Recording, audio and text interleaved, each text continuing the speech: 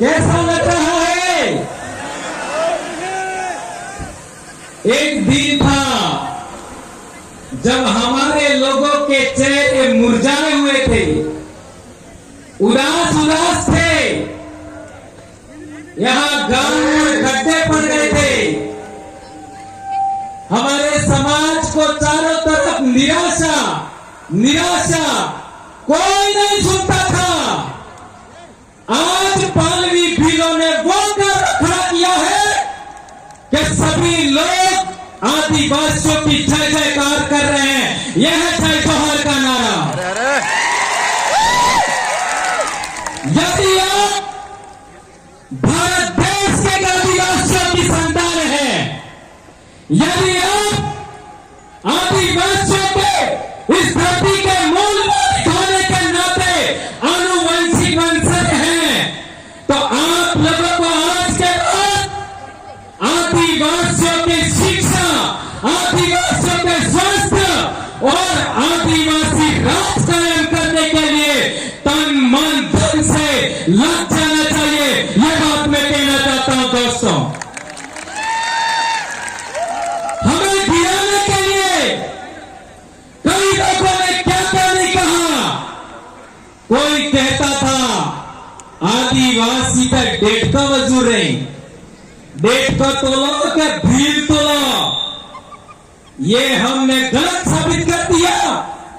आज हमने साबित करके दिखाया कि भारत देश का कोई शासक वर्ग बनने का असली हकदार है, भारत का कोई राजा बनने का असली हकदार है तो वो आदिवासी है। बाकी सब छोटे छोटे राजे रजवाड़े खत्म। कल तक लोग कहते थे कि आदिवासियों को तो केवल गुटखा खिला के मार देंगे, दारू पिला के मार देंगे।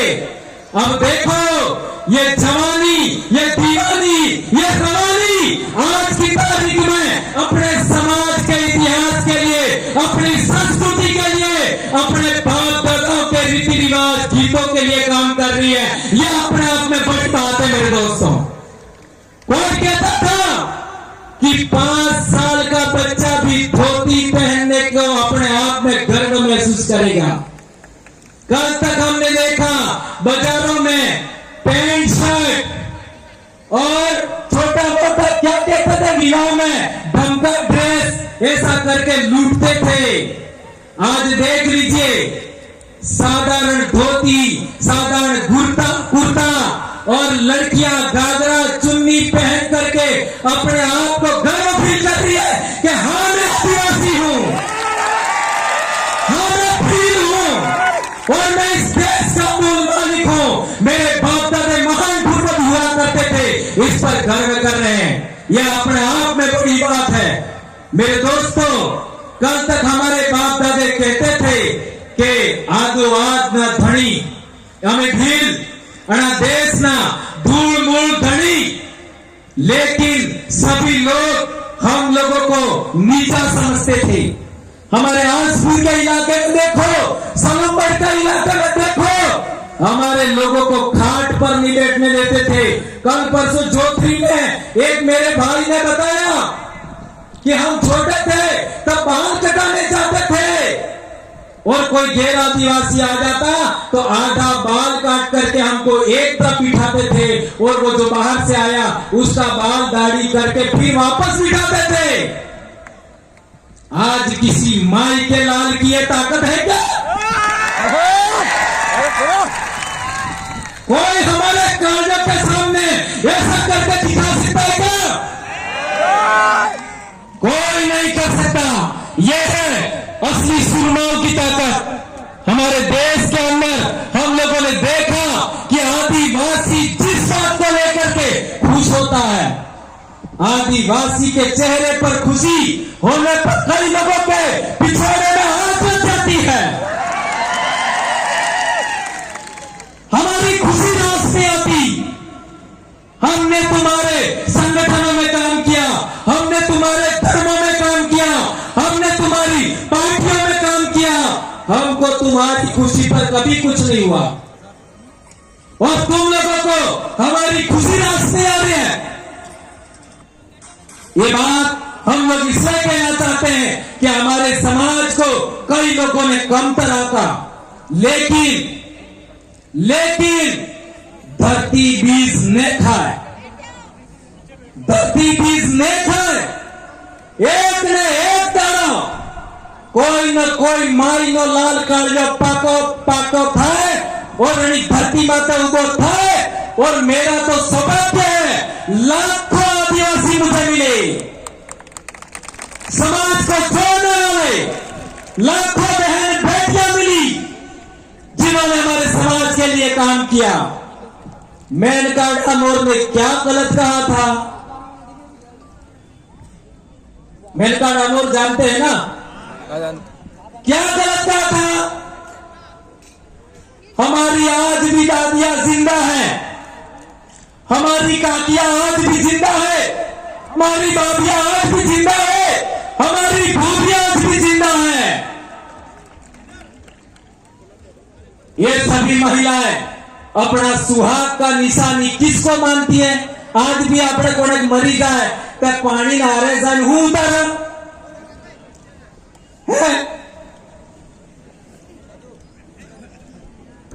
जवला सुडलो चांदीनो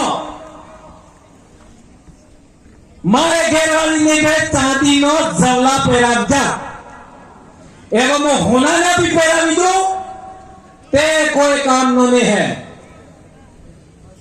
जी पंटी दार चांदी ना जवला पेरावजा चूड़ी पेरावजी या काळजो जाएगा ते नारे इस पानी ने आ रहे उतरने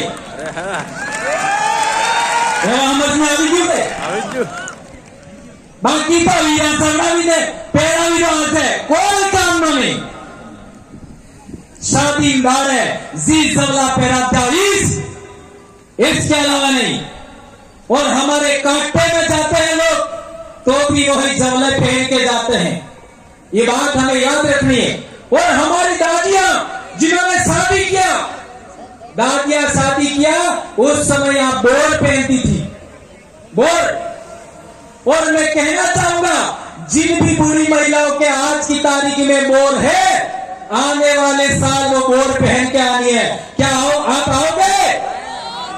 और मैं सभी हमारी बहन बेटियां, मेरी बहुएं, मेरी भाभियां सबसे कहना चाहता हूं, और आपको वर है एक बोर जरूर ले आओ, बराबर? पेरी ना हो, ये आपको पहनना है। और जब आप और पहनते थे तो किसी दूसरे की जरूरत नहीं थी। जब पढ़ लिख गए तो हम लोग बोर नहीं पहनने लगे, इससे दूसरों का हमने स्वीकार कर दिया, इटली जमात थी। यही तो मेनका जी ने कहा था, क्या गलत कहा था?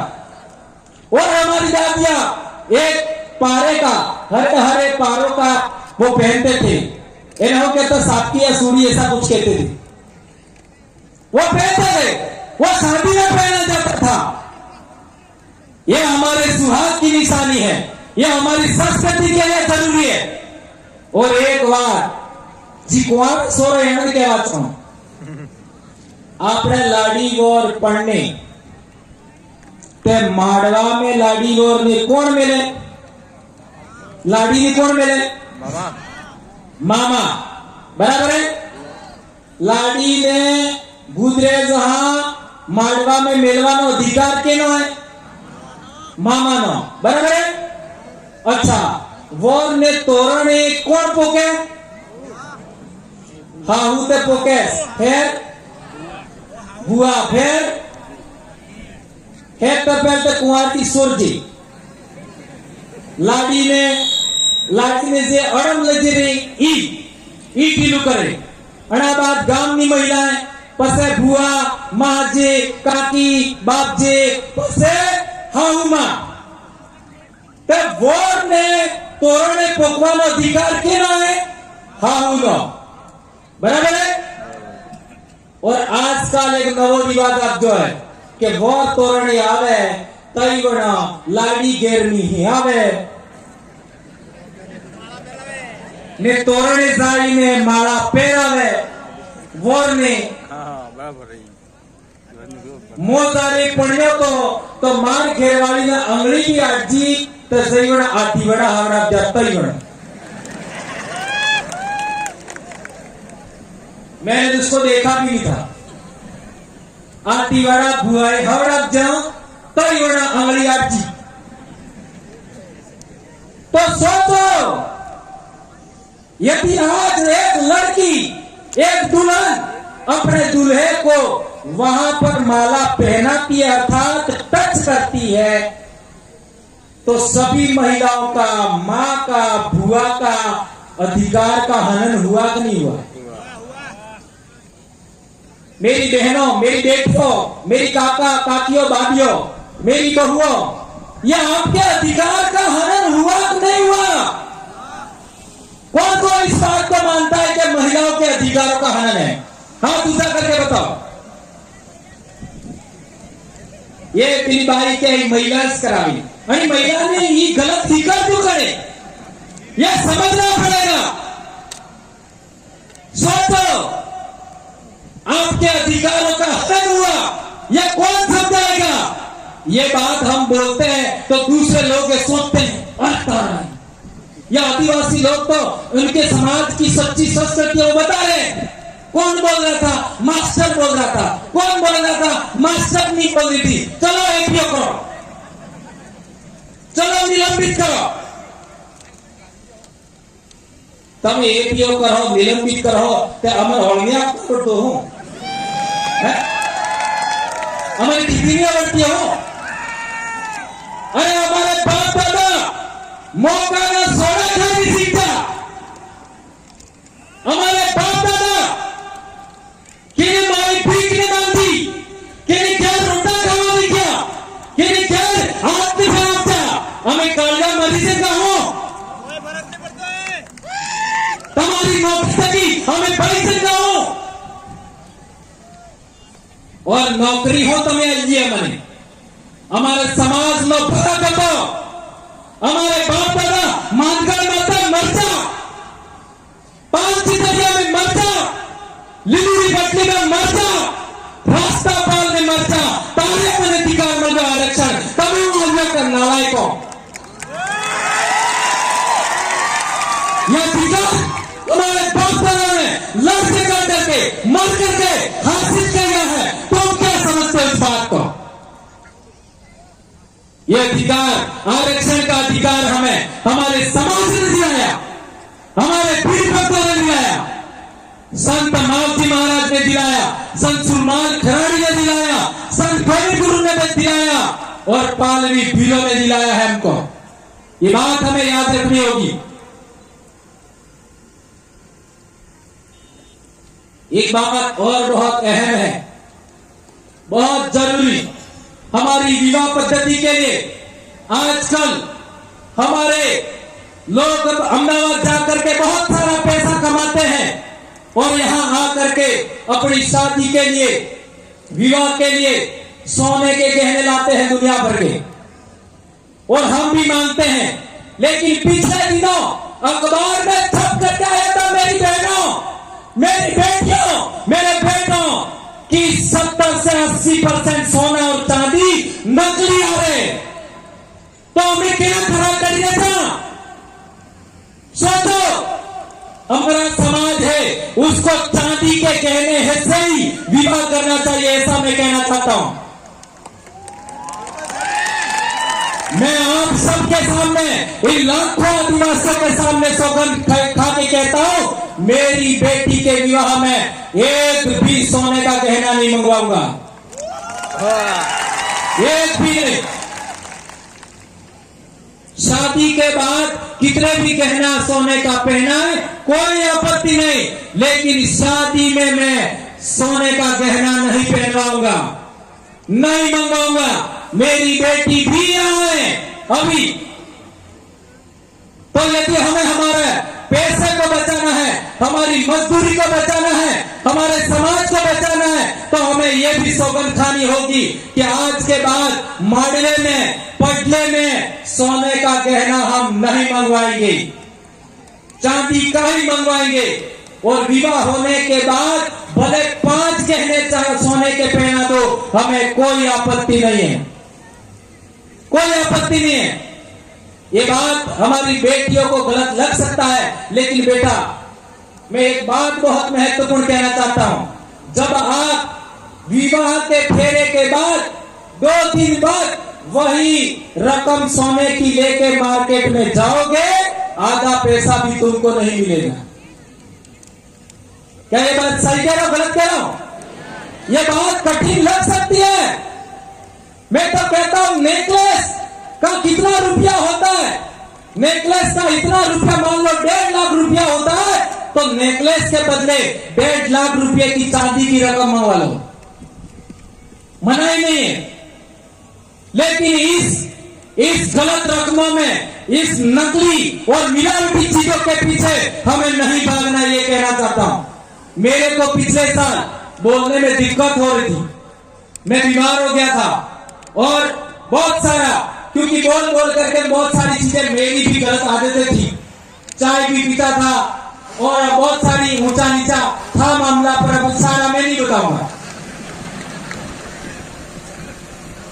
तो हॉस्पिटल गया मैं चंडीगढ़, तो वहां डॉक्टर ने मेरे को कहा आज के बाद चाय नहीं पीनी है। तो मैंने कहा ठीक है। गेहूं नहीं खाना है, तो मेरा माथा ठनका, यार गेहूं नहीं खाऊंगा तो क्या खाऊंगा। लेकिन डॉक्टर ने बताया पहले जो गेहूं होता था ऐसा गेहूं अब नहीं है। ये पंजाब हरियाणा से जो पेस्टिसाइड, उर्वरक, इन रासायनिक पदार्थों से जो गेहूं पक करके आता है वह बहुत ज्यादा जहरीला है और हमारे लिए बहुत सारा नुकसानदेह है। अब क्या है कि मेरे सामने दिक्कत हो गई, अब खाऊंगा क्या, पर उन्होंने बताया नहीं। लेकिन हम जैसे जैसे 2-3 दिन गुजर गए तो उन्होंने हमको कोदरे के चावल खिलाए। कोदरा करने का नहीं था नहीं, ये लड़कियों ने नहीं देते, जानबूझ के आग बुझा करे। कोदरों के चावल खिलाए, कांगड़ी के चावल खिलाए, मांग की रोटी खिलाई, बाजरे की रोटी खिलाई। और आज मेरे में इतनी ताकत है कि प्रतापगढ़ से भी बोल करके आया हूं, पूरी भरी बारिश में बेड़ेश्वर तक बहुत भयंकर बारिश, और यहां करके भी बोल रहा हूं, ये ताकत मेरे में वापस आ गई। और आज की तारीख में हमारे बच्चे प्रार्थना में नीचे बैठ जाते हैं। इतना बड़ा नुकसान हो गया। मैं ये कहना चाहता हूं कि जो बीपीएल का अनाज आता है वो भैंसों को खिला दो, पर डूबी रे तारीख खबरा देंगे। गाय भैंस को खिला दो, आपको नहीं खाना है। मक्का खाइए, ज्वार खाइए, बाजरा खाइए, माल खाइए, कोदरा खाइए। ये जो मोटा अनाज है जिसको मिलेट्स कहते हैं वो हमें खाना है, पातरिया खाना है। लेकिन ये गलत चीजें हमको नहीं खानी। मार्केट में मिलने वाला तेल भी सही नहीं है, मार्केट में मिलने वाला दूध भी सही नहीं है, घी सही नहीं है, मसाले भी सही नहीं है। और अब हमने फैसला लिया है कि हम लोग आने वाले मार्च अप्रैल तक आंध्र प्रदेश के आदिवासी जो मसाले पकाते हैं, हल्दी पकाते हैं, काली मिर्च उगाते हैं, चावल उगाते हैं, वो हम डूंगरपुर मंगवाने वाले हैं। और यही बात आदिवासियों को हम खाने के लिए हम लोग देने वाले हैं। तो में देख लो, आज स्कूलों में देख लो, बहुत गंभीर बात में उठा रहा हूं, चाहे कुछ भी होता है, ये बोले बगैर मैं नहीं रह सकता। यदि मैं नहीं बोला तो मैं भी मास्टर नहीं हूं, ऐसा कह सकते हो आप। 8वीं क्लास में,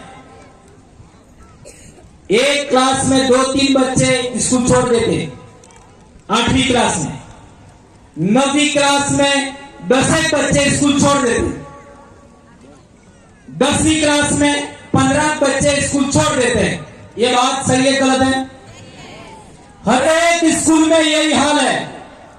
8वीं में 2-3 बच्चे, 9वीं में 10 बच्चे और 10वीं में 15 बच्चे स्कूल छोड़ देते हैं और 10वीं के बाद बहुत कम छोड़ते हैं।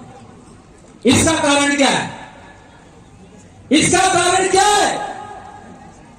आपने देखा होगा 8મી ક્લાસનો સોરો ચાહે તમારો વે કે મારો વે ઈ ફેશન કરવાનું શરૂ કરે. વાળ ઓસા દેસા કપાવે, ओसा नेसा गोते फैशन करे, मीठी लगावे, है ना?